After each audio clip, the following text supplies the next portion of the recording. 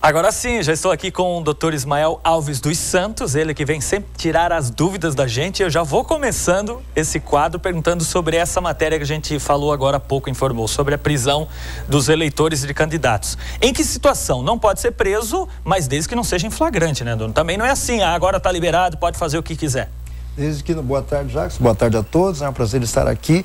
Não pode ser preso desde que não seja pego em flagrante delito, que não esteja sendo preso por condenação criminal ou que não haja aí desrespeito a salvo-conduto. São as três hipóteses, elas estão previstas lá no artigo 236 da Lei 4737 de 1965, que é o Código Eleitoral.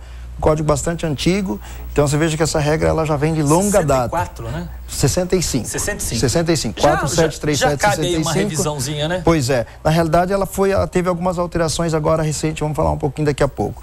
E aí, esse artigo 236, ele fixa como limite para que a prisão possa ocorrer 5 dias antes da eleição e 48 horas depois do pleito. Então, nesses 5 mais 48 horas, aí o cara que não for pego em flagrante delito está tranquilo, está livre aí de eventual prisão. Não, se depois a polícia não vai atrás. Sim, vai, né? depois vai responder. Foi lá, assaltou um mercado, tem a câmera lá e vai atrás, vai buscar, né? Pois é, o objetivo, como você falou, é que haja uma maior participação do eleitorado nesse pleito, né? Se a gente parar para analisar bem, né, tá permitindo que pessoas que tenham praticado crime, que vão lá, vão colocar que representante. É o objetivo eleitoreiro, né? Na realidade, e estranhamente prevalecendo há muito tempo, né? No ano passado foi feita uma mini reforma e aí foram editadas as leis 4737 e a 4738 no dia 6 de outubro de 2017, e essas leis alteraram, elas trouxeram algumas alterações. A lei 9504, que é a lei eleitoral vigente, trouxe aí também alterações à lei dos partidos, que é a lei 9096 de 1995, e trouxeram também alterações ao Código Eleitoral, que é esse de 1965. Sim. Então tem havido aí algumas mudanças, algumas inovações na legislação, mas se você fizer uma análise, Jackson, da evolução dessas legislações, você veja que ela está sempre procurando beneficiar os próprios candidatos. Quem faz a lei. Porque são eles mesmos que fazem a lei. E exatamente. É um pouco estranho. Você veja, por exemplo, a questão do domicílio eleitoral, que é uma das inovações que essas mudanças trouxeram, essa mini-reforma trouxe. O domicílio eleitoral anterior era de 1 ano. Era preciso que o candidato, para se lançar candidato num determinado município, ele tivesse radicado ou tivesse domicílio ali com 1 ano, pelo menos com 1 ano. Reduziram para 6. É a raposa cuidando do galinheiro. É a raposa cuidando do galinheiro. É bem complicado, é um troço realmente surreal, né? Porque... Antigamente, não sei se ainda tem, doutor, vamos tirar essa dúvida, sobre a lei seca, né? Todo ano era avisado um pouco antes. Eu acho que esse ano, pelo que a gente tem informação, não vai ter nada de lei seca, né? Porque existia 24 horas antes, o bar não abria, ia para a eleição. Esse ano, pelo que a gente está percebendo, não vai ter nada disso. Houve um silêncio nesse sentido, né? Mas na realidade prevalece, porque a lei seca é uma lei distinta, né? Não a lei seca de trânsito, mas aquela lei antes da eleição. Para evitar que pessoas embriagadas participassem do pleito. Na realidade, isso ainda impera, né? Não houve nenhuma inovação nesse sentido, no sentido de favorecer, mas também não houve nenhuma inovação no sentido de endurecer. Então a gente entende que ela impera e que deve ser respeitado isso ainda. Olha, eu acredito que tem mais gente bêbada que sabe votar melhor do que ultimamente a eleição. Tá difícil, né? Pessoal não lendo propostas, não acompanhando. Vamos continuar perguntando sobre esse período eleitoral. Preso, vota? Preso, ele tem os direitos políticos dele interrompidos por conta de eventual condenação dele. Então ele não tem que votar. Não tem. Quem está recluso, tanto na penita, não tem que votar. Não tem como sair. Não tem que votar. Não dá para botar uma urna lá e tá interrompendo. E na realidade é por conta da própria situação dele, né, que os direitos... Ex-presidente então não vota também, né? O que está detido também não pode votar. Não pode. Não cabe isso ali. Doutor, que a gente pode falar mais sobre esse período eleitoral ou a gente pode puxar outro assunto já que é de suma relevância? As alterações, Jackson, que foram introduzidas aí por essa mini-reforma, elas são importantes no sentido de de dar um norte à conduta tanto do candidato quanto do eleitor. Eu tive olhando ali a mini reforma que eu me referi há pouco e houve uma mudança lá que eu achei um pouco, achei importante a gente falar um pouquinho, que é aquela questão do financiamento especial de campanha.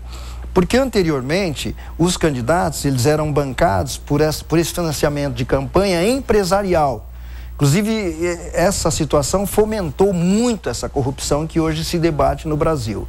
Porque as empresas, elas patrocinavam, promoviam os candidatos que defendiam interesses delas. Então, o candidato acabava, na realidade, meio que de aluguel para aquele grupo econômico, para aquela empresa. O STF julgou inconstitucional esse tipo de financiamento.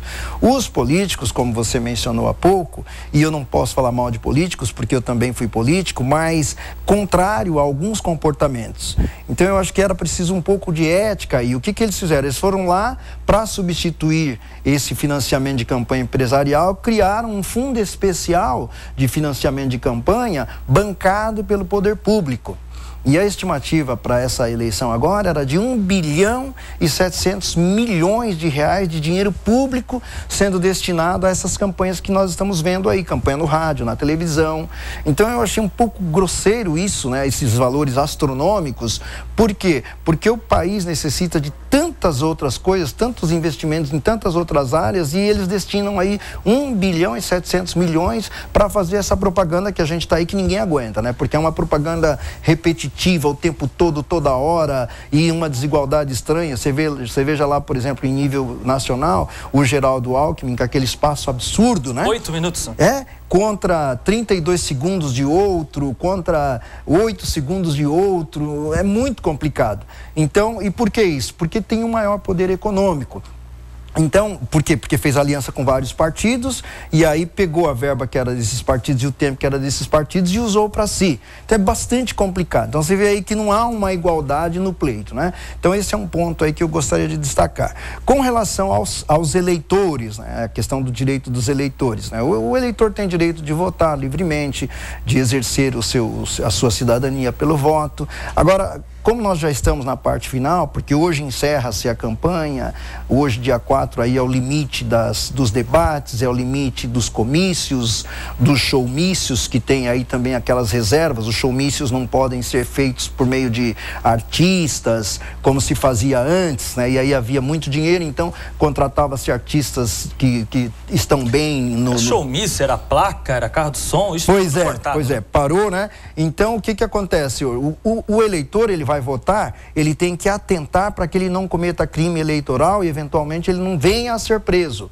Então como é que ele vai cometer crime eleitoral? Se ele, por exemplo, degradar candidato, se ele difamar candidato, se ele fizer propaganda, se ele fizer boca de urna, esse negócio de distribuir, jogar os santinhos na rua, ele não pode. Ele pode fazer a manifestação dele silenciosa, com o broche, com a bandeira do candidato, isso ele pode, mas de maneira silenciosa. Ele não pode falar, não pode pedir voto. Não pode pedir voto. Muito cuidado com isso para que não haja aí nenhuma prisão e aí depois nós vamos ter que correr lá para soltar os meninos lá, né? Tá certo, aí sobra para você, né? Tem que trabalhar domingo. É verdade, já cobri muitas eleições. Para mim e para os advogados aí. É verdade, já cobri algumas eleições e olha, vai muita gente presa, né? Verdade. Antigamente levava ali para um ginásio ali perto da Polícia Federal. É verdade. Muito bem, obrigado pela participação, doutor. Eu que agradeço. E vamos, né? Semana que vem a gente já vai voltar aqui sabendo quem é os deputados federais, estaduais e algum resultado. É verdade. Um grande abraço a todos. Até lá.